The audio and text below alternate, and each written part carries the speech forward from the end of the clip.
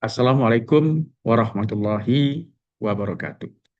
Salam sejahtera, salam Pancasila. Bapak Ibu yang saya hormati, izinkan saya di kesempatan ini menyampaikan satu topik dalam perkuliahan mata Pancasila, yaitu Pancasila sebagai dasar pengembangan ilmu pengetahuan.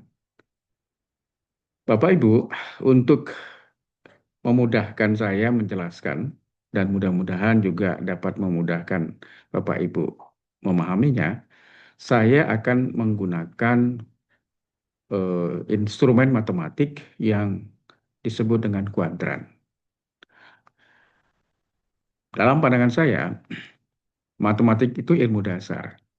Jadi kalau dia ilmu dasar, berarti matematik bisa menjelaskan, membantu menjelaskan konsep-konsep ilmu pengetahuan, termasuk tentang konsep-konsep Pancasila, ya, agar lebih terukur. Karena tiap ilmu itu pasti punya logika masing-masing. Maka logika itu basicnya ada di matematik. Maka karena itu, bagi saya, matematik bisa menjelaskan berbagai konsep ilmu pengetahuan lebih terukur. Baik, Bapak Ibu sekalian, maka izinkan saya menjelaskan ini dengan kuadran. Untuk itu, saya akan share kuadrannya terlebih dahulu.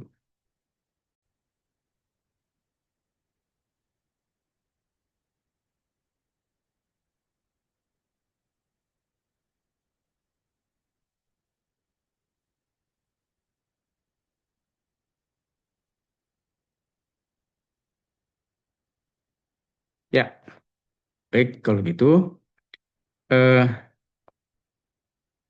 saya mulai dulu tentang bagaimana membacanya. Mudah-mudahan Bapak Ibu semua sudah lebih paham dari saya.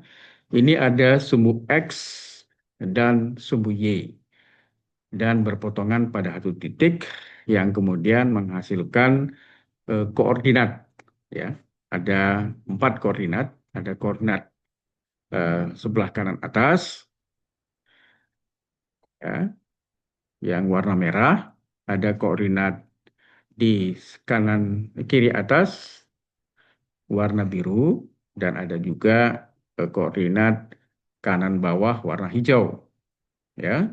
Dan ada tabel yang saya tempatkan di kiri bawah sebagai resume dari semua penjelasan kuadran tersebut.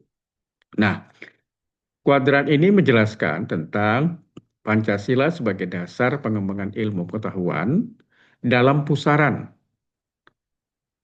ilmu bebas nilai dan ilmu tidak bebas nilai. Ya, jadi saya tambah subjudulnya yaitu pusaran ilmu yang bebas nilai dan ilmu yang tidak bebas nilai. Sehingga nanti kita bisa paham di mana eh, posisi Pancasila di dalam pusaran kedua aliran pemikiran dalam ilmu pengetahuan tersebut. Bapak Ibu, kita bisa melihat bahwa eh, sumbu X ini kalau ke kanan itu artinya positif, kalau ke kiri itu artinya negatif. Sumbu Y itu bersifat vertikal, ya. Kalau ke atas itu artinya positif dan kalau ke bawah artinya negatif. Jadi kalau begitu kita bisa membaca tentang koordinat-koordinat yang ada, ya. Nah, eh, sumbu X itu sebenarnya adalah sumbu yang menjelaskan tentang eh, ilmu yang bebas nilai. Sedangkan sumbu X, ilmu Y itu adalah menjelaskan tentang letak ilmu yang tidak bebas nilai. Sementara sumbu Z yang merah ini menjelaskan tentang posisi Pancasila ya di antara dua kutub ilmu pengetahuan, apakah bebas nilai atau tidak bebas nilai. Nah, Bapak Ibu, eh, di dalam sumbu X yang tempat letaknya ilmu bebas nilai itu, dalam filsafat itu ada beberapa aliran yang penting, ya.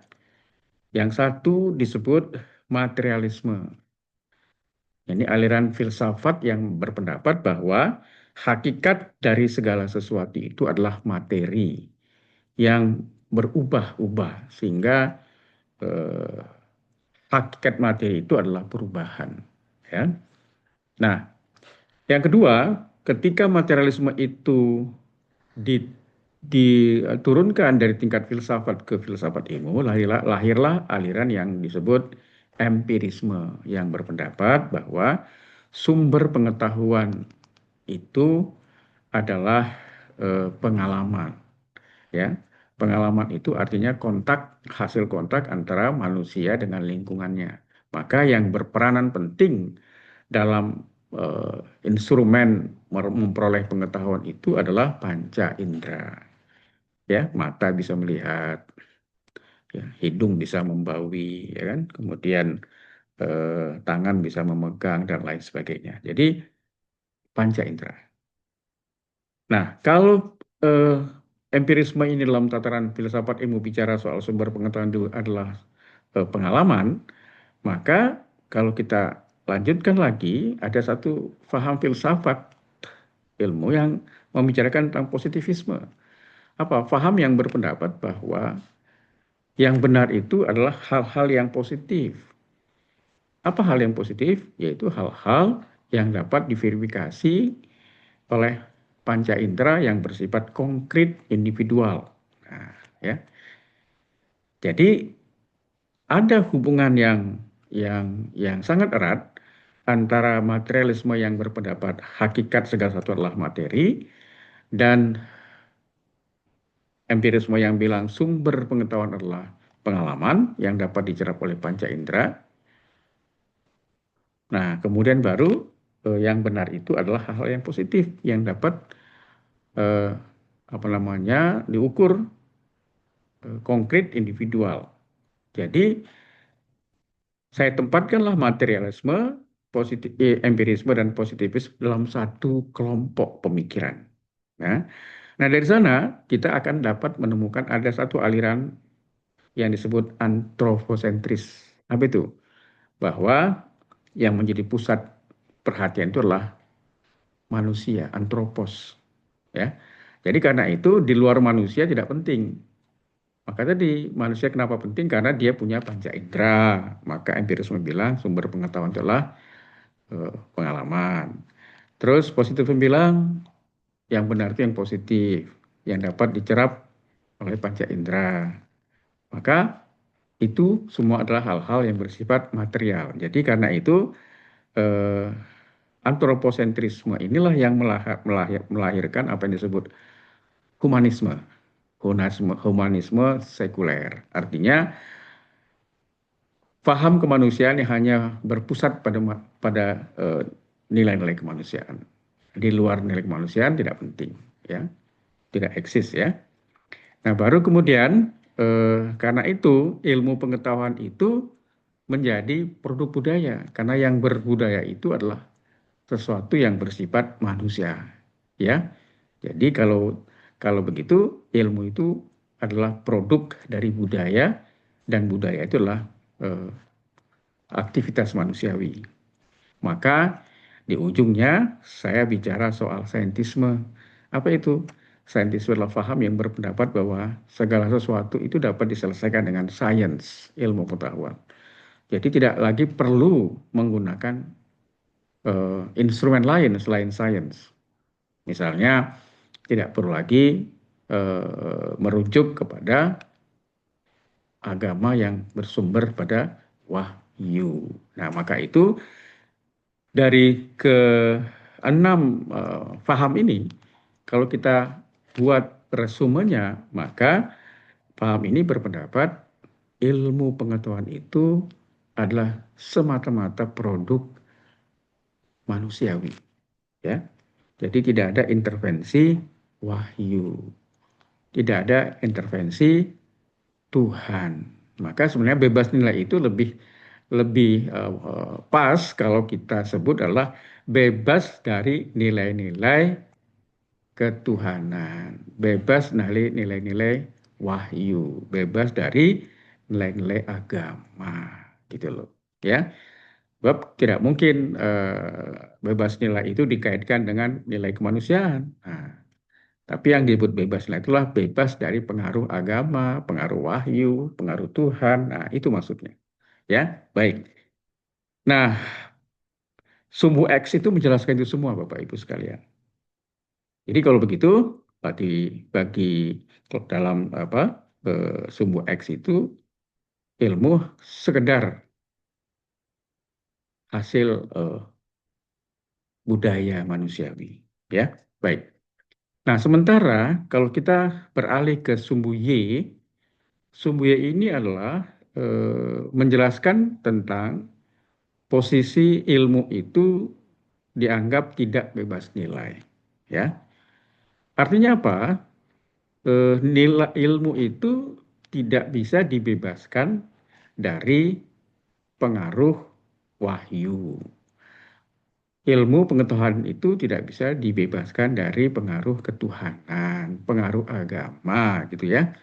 Maka kalau kita lihat kelompok ini, di sini ada aliran-aliran pemikiran filsafat yang namanya idealisme, yaitu paham yang berpendapat bahwa hakikat dari segala sesuatu adalah ide, ya, yang bersifat abstrak, ya.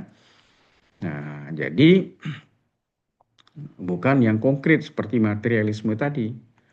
Nah, karena dia abstrak, maka ide-ide itu terikat dengan hukum-hukum ketetapan. Maka yang tetap yang hakikat itu adalah ketetapan, ya. Berbeda dengan materialisme tadi bahwa hakikat itulah perubahan.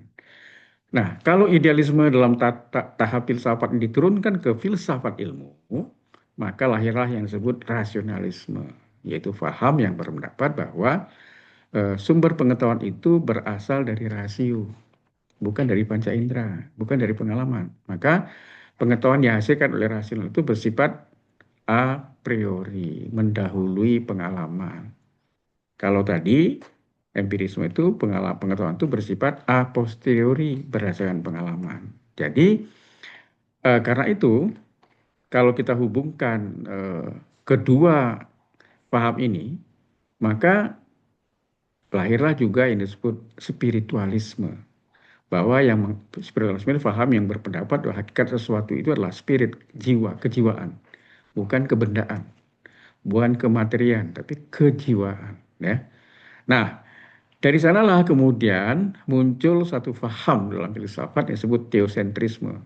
Theos itu Tuhan, sentris itu pusat. Jadi yang menjadi pusat perhatian adalah Tuhan, bukan manusia. Maka yang terpenting adalah Tuhan. Maka manusia harus mengikuti perintah-perintah Tuhan. Karena yang terpenting itu Tuhan, bukan manusia. Berbeda dengan tadi yang bebas nilai, yang disebut dengan antroposentris. Yang penting itu adalah pusat perhatian manusia. Tidak ada yang lebih penting dari manusia. Maka Tuhan tidak dibicarakan. Tapi kalau di teosentrisme tidak, Tuhan yang lebih penting. Maka semuanya harus berbicara tentang kepatuhan terhadap Tuhannya. Maka dalam konteks ini, wahyu itu menjadi sumber lahirnya pengetahuan. Sehingga kalau ada ilmu pengetahuan yang bertentangan dengan wahyu, maka pengetahuan itu dianggap tidak valid. Ya.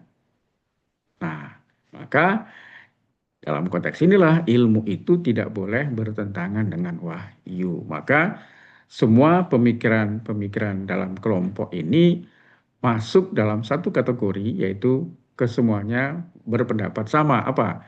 Ilmu itu tidak bebas nilai. Apa artinya tidak bisa? Tidak bisa dibebaskan dari pengaruh wahyu, pengaruh kitab suci, pengaruh agama, pengaruh Tuhan.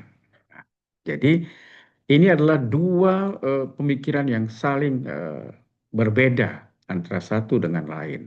Ya, yang satu mementingkan ilmu itu dikaitkan dengan nilai-nilai ketuhanan, tapi yang disebut tidak bebas nilai, tapi yang bebas nilai mengatakan tidak perlu dihubungkan dengan nilai ketuhanan. Nah, makanya saya saya jelaskan kemudian adalah di mana letak Pancasila itu. Nah, gitu agar kita sebagai dosen yang mengajar Pancasila di perguruan tinggi tidak pada posisi yang gamang ya ketika menjelaskan tentang eh, nilai-nilai Pancasila itu. Nah, baik, kalau begitu mari kita mulai eh, apa namanya posisi Pancasila itu di mana ya. Kita tahu bahwa Pancasila sebagai falsafah bangsa kita yang sudah disepakati dan juga ideologi negara, maka konsekuensinya adalah falsafah dan ideologi itu harus mempengaruhi persepsi kita, sikap kita, dan tindakan kita dalam keseharian, termasuk ketika kita menjelaskan tentang nilai-nilai Pancasila. Nah, untuk itu kita mulai lihat bahwa koordinat A itu isinya X1 ke kanan, Y1 ke atas. Jadi X ke kanan itu positif, Y ke atas positif. Berarti kalau dalam matematik positif kali positif berarti benar positif. Apa ini? Yang disebut transendentalisme. Jadi Pancasila itu bisa dijelaskan lebih gamblang dengan aliran filsafat yang disebut transendentalisme. Apa itu? Paham filsafat yang berpendapat bahwa eh, hakikat dari segala sesuatu itu adalah eh, tetap dan perubahan secara bersama. Ya, jadi dari mulai hal-hal yang material kita bisa sampai kepada hal-hal yang substansial. Dari hal yang fenomena yang dapat dicerap oleh panca indera sampai kepada hal-hal yang bersifat noumena, yaitu hakikat dari segala sesuatu yang tidak mampu dicerap oleh panca indera kecuali dengan apa? Dengan pemahaman ide yang rasional, ya. Nah, kemudian koordinat berikutnya adalah koordinat B. Nah, ini isinya adalah dua, positif karena positif ke kanan ya, dua, dan ke atas juga dua. Jadi makanya X-nya dua, Y-nya dua sama-sama positif. Jadi positif kali positif dalam matematik ya hasilnya positif. Berarti benar. Apa itu? Kritisisme. Jadi kritisisme itu adalah faham dalam filsafat ilmu yang berpendapat bahwa sumber pengetahuan manusia itu ada dua. Satu adalah panca indera yang mampu menghasilkan pengalaman sehingga pengetahuannya bersifat a posteriori. Dan kedua, nggak cukup hanya pengalaman, tapi harus ada yang namanya ide, ya, gagasan, ya, yang bersifat abstrak. Berarti yang dihasilkan oleh rasio. Maka bahan dasarnya itu adalah empiris, pengalaman, panca indera, pengetahuannya a posteriori, tapi diberi bentuk oleh rasio. Maka pengetahuan rasio ini bersifat a priori.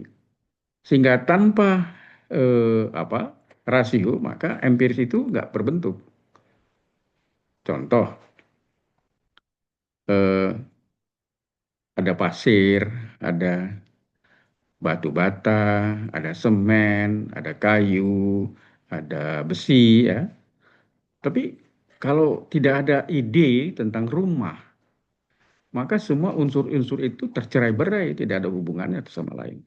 Tapi karena ada ide rumah, maka dihubungkanlah batu, semen, ya, kemudian kayu, pasir, menjadi bentuk rumah. Maka eh, pengalaman empiris itu harus ditambah dengan rasio, ya, bentuk ide yang dikembangkan oleh rasio. Maka itulah yang disebut dengan kritisisme, ya. Karena apa? Karena dia merupakan sintesis antara eh, rasionalisme dengan empirisme. Lanjut kita masuk ke koordinat C. Itu ada isinya positif 3x karena ke kanan dan positif 3y ke atas. Apa artinya? Positif kali positif sama dengan positif, berarti benar. Dan ini adalah yang disebut fenomenologi. Tokohnya Edmund Husserl. Dia mengatakan bahwa dari hal-hal yang fenomena yang dapat dicerap oleh panca indera, yang bersifat empiris, yang ilmunya, pengetahuannya adalah a posteriori, kita bisa sampai ke hal-hal yang noumena, yang hakikat, ya, yang pengetahuannya bersifat a priori, yang abstrak. Nah, maka dari hal-hal yang fenomena kita bisa sampai kepada hal yang noumena. Berarti dalam fenomenologi, fenomena dan noumena itu tidak terpisah, tapi terhubung antara satu sama lain. Nah, maka nanti kita melihat bahwa fenomenologi ini tidak memisahkan antara pengetahuan manusia dengan wahyu. Nah, pengetahuan manusia dengan apa? Kitab suci. Pengetahuan manusia dengan Tuhan, ya, gitu. Baru setelah itu kita naik lagi ke koordinat F. Ini sorry, yang ke E dulu ya. Ada 5 X-nya ke kanan positif dan 5 Y-nya ke atas positif. Berarti apa ini? Wahyu dan ilmu bersifat komplementer. Artinya saling melengkapi, tidak saling menegasi. Ya seperti uang lah. Kalau ada uang 100.000, ada gambar Bung Karno dan Bung Hatta dan ada gambar penari. Sebenarnya dua gambar ini kan berbeda. Satu gambar proklamator, satu gambar penari. Tetapi kalau hanya gambar proklamator saja tanpa penari, atau gambar penari saja tanpa proklamator, maka uang itu tidak laku sebagai alat tukar. Tidak ada orang yang mau terima uang 100.000 kalau hanya gambar Bung Karno, Bung Hatta saja, tapi gambar penarinya kosong. Atau sebaliknya, gambar penarinya ada, gambar Bung Karno kosong, nggak ada yang mau. Berarti dia bisa berfungsi sebagai alat tukar kalau dua gambar itu ada di satu lembar yang sama, yaitu lembar 100.000 rupiah. Karena begitu berarti apa? Ilmu harus mempunyai dua sisi. Satu adalah berasal dari wahyu, wajah pertama, wajah keduanya adalah dibuat oleh manusia dengan budayanya. Maka ilmu itu harus berdialog dengan wahyu dan dengan budaya.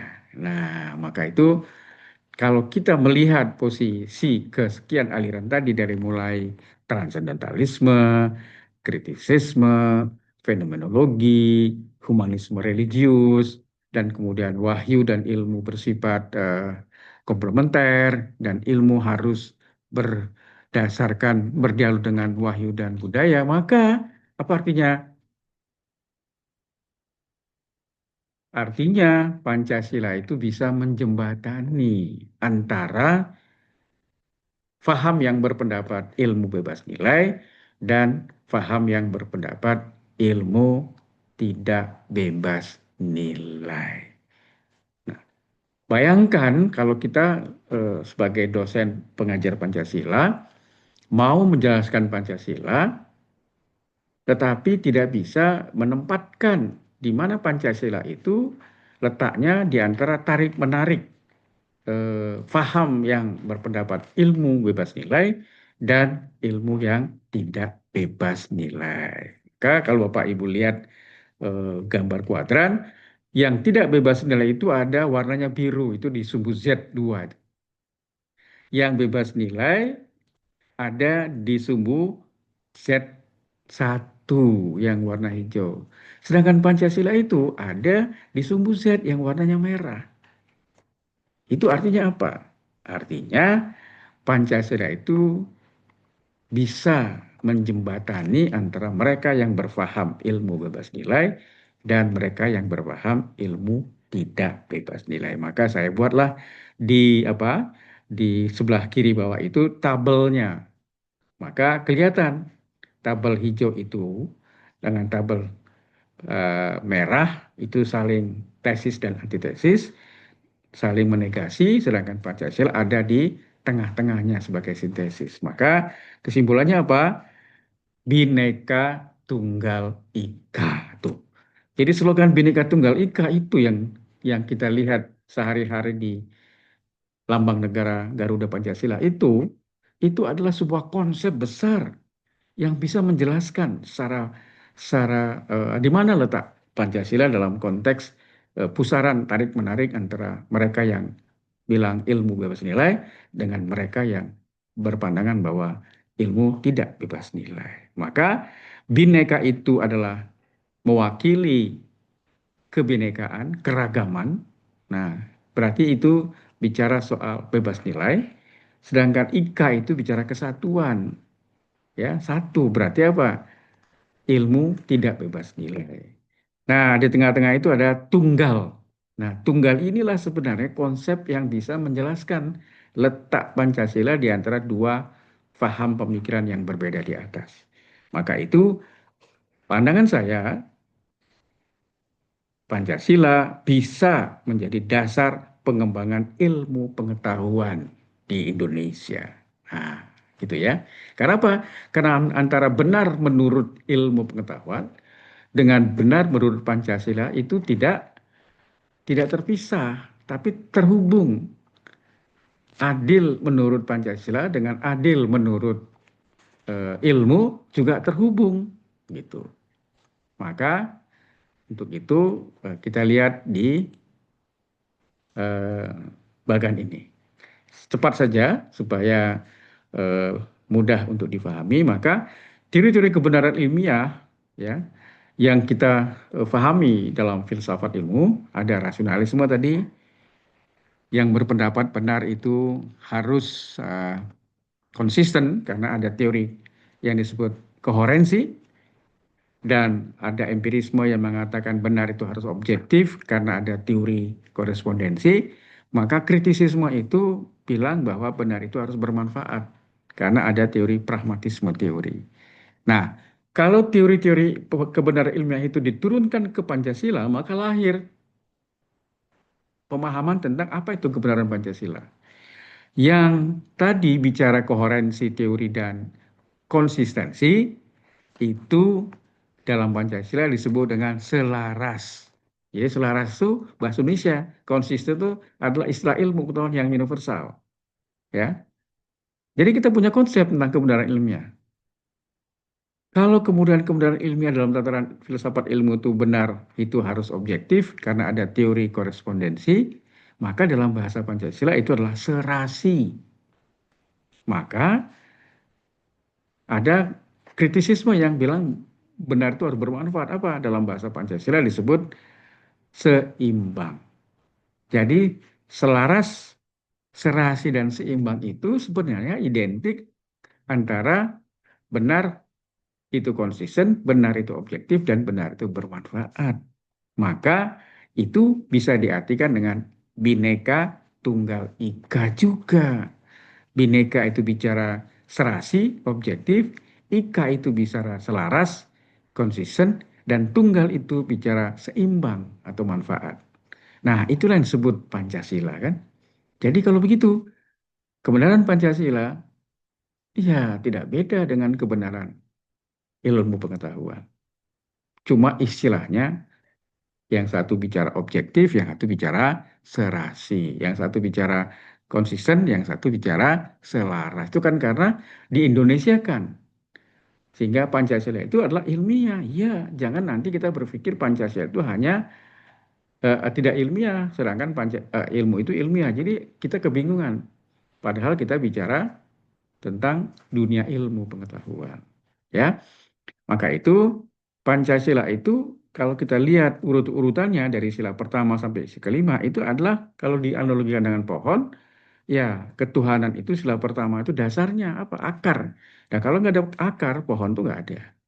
Ya batang nggak ada, cabang nggak ada, ranting nggak ada, daun bunga dan buah juga nggak ada. Yang kedua ada kemanusiaan yang adil dan beradab itu berarti batang. Batang ada kalau ada akar. Persatuan Indonesia adalah cabangnya. Kerakyatan adalah rantingnya, sedangkan keadilan itu daun, bunga, dan buahnya. Maka kita harus melihat Pancasila merupakan satu kesatuan. Apa? Konsisten. Nah, ketemu lagi kan? Apa itu? Selaras. Ya, nggak boleh dibolak-balik urutannya. Sistematis, konsisten. Ya kan? Maksud ya ada buah dulu baru akar nggak mungkin. Akar dulu baru ujungnya buah kan gitu. Tanpa akar nggak ada buah. Baik. Nah, kemudian kita juga akan bisa melihat soal keadilan. Nah, ya. Keadilan itu juga ada keadilan ilmiah dan ada keadilan Pancasila. Saya sebutkan teori-teori keadilan ilmiah di sini. Ada menurut Plato, ada menurut Aristoteles, ada menurut Ulpianus. Nah, ternyata pandangan keadilan itu kalau kita kaitkan dengan Pancasila juga bisa. Nah, keadilan yang bicara tentang adil itu harus berbeda, itu ternyata kita bisa kaitkan dengan bineka. Karena bineka itu kan mengakui keberbedaan, keragaman, pluralitas. Maka adil itu harus berbeda-beda, nggak bisa sama.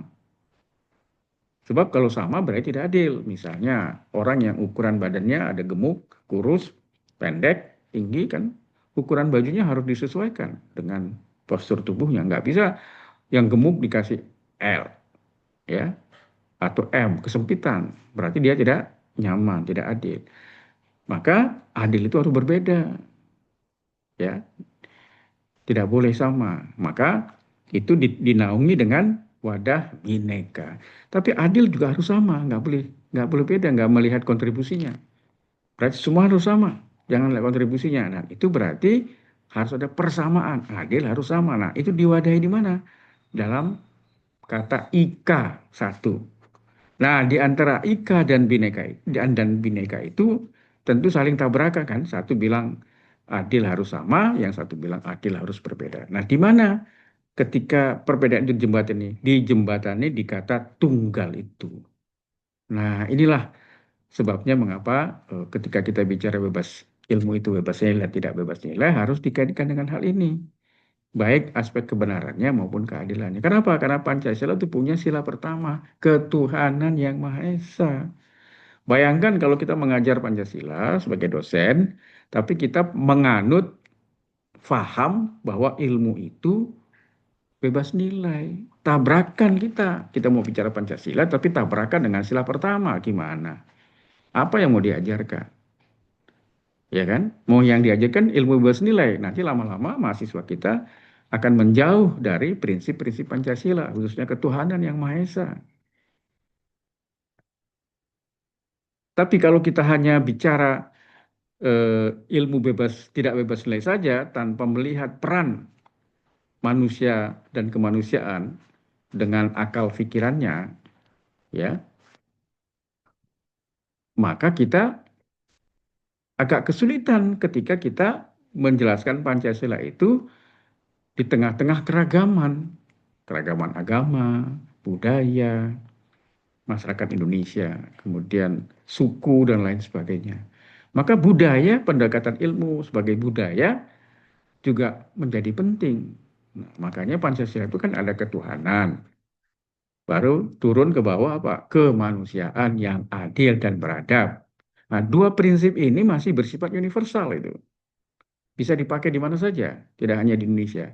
Tapi ketika turun ke tingkat yang ketiga tentang kemanusiaan itu apa? Persatuan Indonesia, maka itu hanya untuk lingkungan bangsa Indonesia. Kan nggak mungkin orang di luar Indonesia, misalnya orang Rusia bicara persatuan Indonesia.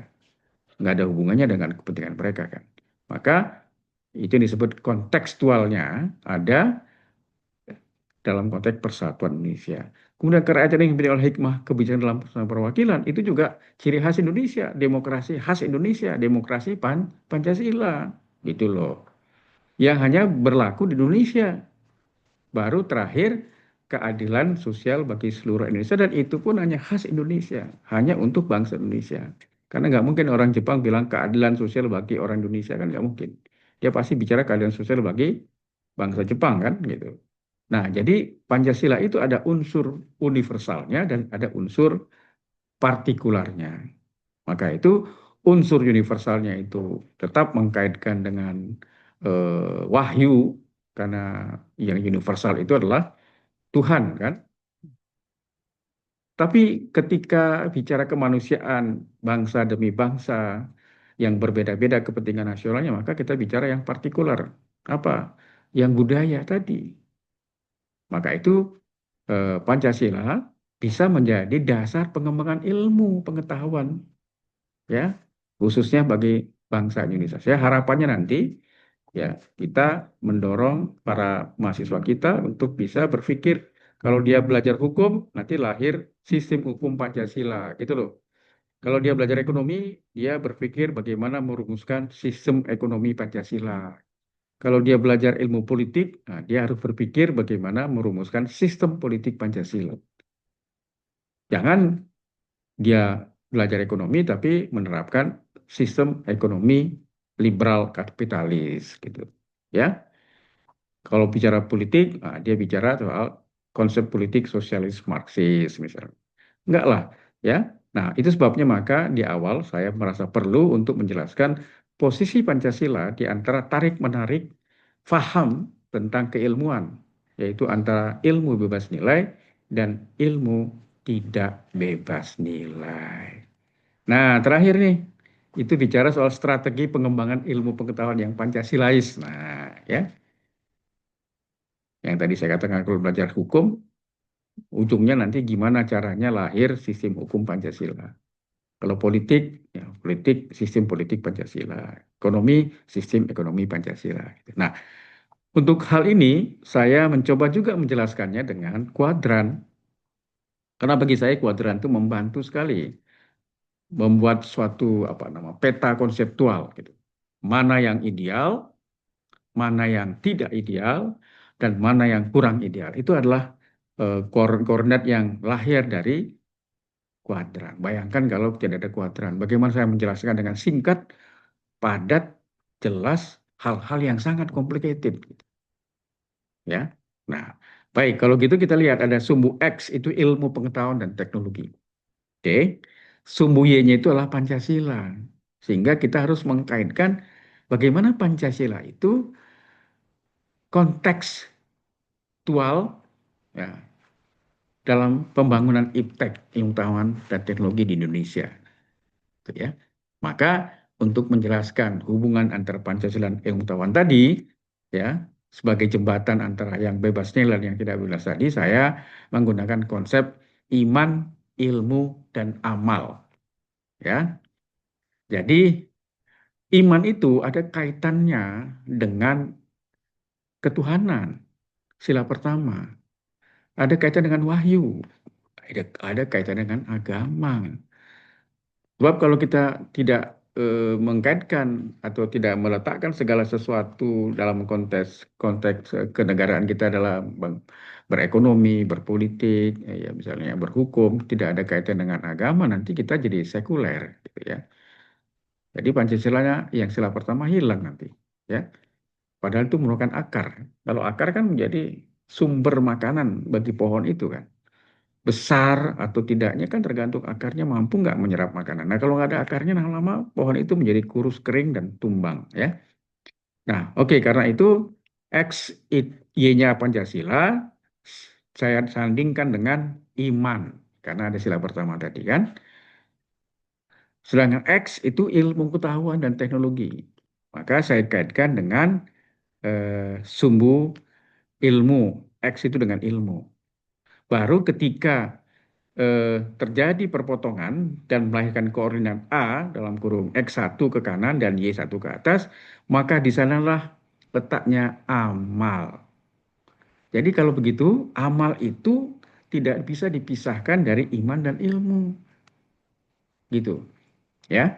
Jadi kalau gitu, ya ilmu dalam Pancasila pengembangan iptek ya tidak bisa dilepaskan dari pengaruh wahyu. Karena asumsinya sila kedua, ketiga, keempat, kelima itu diwarnai, dipengaruhi oleh sila pertama. Nah, kemanusiaan, ilmu pengetahuan itu juga hasil karya manusia yang dipengaruhi oleh wahyu. Kalau andaikan hari ini wahyu belum bisa dijelaskan secara rasional, tapi bukan tidak mungkin 10, 20, 30 tahun ke depan hasil penelitian bisa membenarkan apa yang ada di dalam wahyu. Untuk sekarang mungkin karena keterbatasan perkembangan pengetahuan kita yang dimiliki oleh manusia, banyak hal yang tidak terjelaskan. Tapi kalau hasil penelitian itu kemudian secara kumulatif berkembang terus sampai 2, 30, 40 tahun ke depan, mungkin saja hal-hal yang hari ini kita anggap tidak bisa dijelaskan oleh akal pikiran, bisa. Nah, karena itu jangan buru-buru mengatakan, ah agama itu nggak masuk akal, ah wahyu itu nggak masuk akal. Jangan buru-buru berkesimpulan seperti itu, ya. Oke, karena itu amal itu produk dari iman dan ilmu. Bayangkan kalau imannya nggak ada, maka amalnya menjadi sekuler. Dia hanya mementingkan duniawi saja, tidak mementingkan akhirat. Dia tidak merasa perlu bertanggung jawab pada Tuhannya. Dia hanya bertanggung jawab pada dirinya sendiri. Maka apapun dia kerjakan untuk menguntungkan dirinya sendiri. Tapi kalau dia bertuhan, dia punya rem. Nanti apa yang saya kerjakan hari ini akan dipertanggungjawabkan ya kepada yang Maha Tahu. Maka itu saya harus menghindari hal-hal yang salah. Korupsi dan lain sebagainya itu harus dihindari misalnya. Karena apa? Karena saya akan bertanggung jawab kepada yang Maha Tahu. Ya. Nah, karena itu dalam konteks ini kita bisa buat peta. Ketika iman dan ilmu itu ada pada posisi sebelah kanan atas, berarti Pancasila bisa menjadi dasar pengembangan ilmu pengetahuan. Itu. Sehingga ilmu pengetahuan di Indonesia tidak terlepas dari wahyu. Sehingga kita tidak menjadi ateis, ya, tidak bertuhan. Pinter tapi tidak bertuhan nggak boleh. Pinter tetap bertuhan. Makanya ada bedanya antara ilmuwan yang bertuhan itu kalau mendapatkan sesuatu penelitian pengembangan ilmu dia tidak merasa paling hebat karena dia hanya diberitahu sedikit dari pengetahuan Sang Maha Tahu. Tapi kalau dia tidak bertuhan dia paling merasa hebat. Tanpa dia orang nggak bisa apa-apa gitu. Karena apa? Karena dia tidak mengakui eksistensi Tuhan. Nah, itu ada di sebelah kanan. Tapi kanan bawah itu berbahaya. Kenapa? Ilmunya tidak ada kaitan dengan wahyu. Maka nanti ilmu itu bisa disalahgunakan. Kepintarannya jadi membodohi orang bisa. Kekuasaannya bisa memaksa, menyalahgunakan kuasa juga bisa demi kepentingan. Tapi kalau itu dikaitkan dengan Tuhannya, maka ada rem. Oh iya ya, saya jangan walaupun berkuasa tidak boleh menyalahgunakan kekuasaan. Kalau saya pintar tidak boleh membohongi orang yang bodoh gitu. Itu ada di sebelah kanan bawah. Tapi sebaliknya, kalau dia di sebelah kiri atas juga berbahaya. Dia sangat bertuhan, sangat beragamis, tapi nggak ngerti ilmu pengetahuan. Nah, jadi ini jadi radikalisme. Semua salah sama dia. Kalau kebetulan agamanya mengatakan itu salah. Tapi padahal sebenarnya bisa jadi ada pembenaran-pembenaran ilmiah yang tidak dia pahami. Kenapa? Karena dia tidak terbiasa dengan ilmu pengetahuan. Dalam bahasa lain, ilmunya nggak ada. Imannya hebat. Ilmunya kurang. Jadi apa? Amalnya juga keliru. Jadi di sebelah kiri ini ada potensi radikalisme agama, ya. Tapi di sebelah bawah ini ada radikalisme apa? Sekuler, orang-orang sekuler.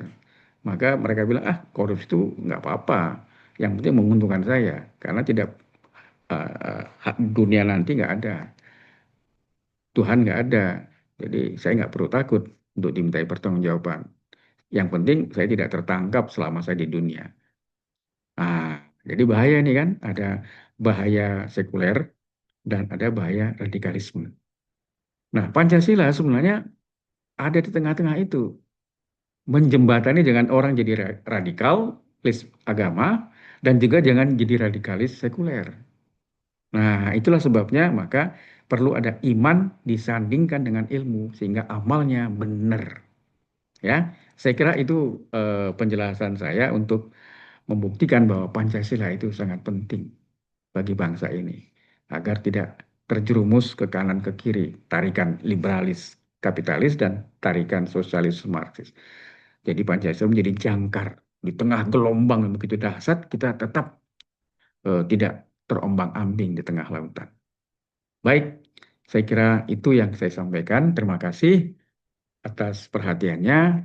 Wassalamualaikum warahmatullahi wabarakatuh. Salam sejahtera, salam sehat, salam Pancasila. Terima kasih.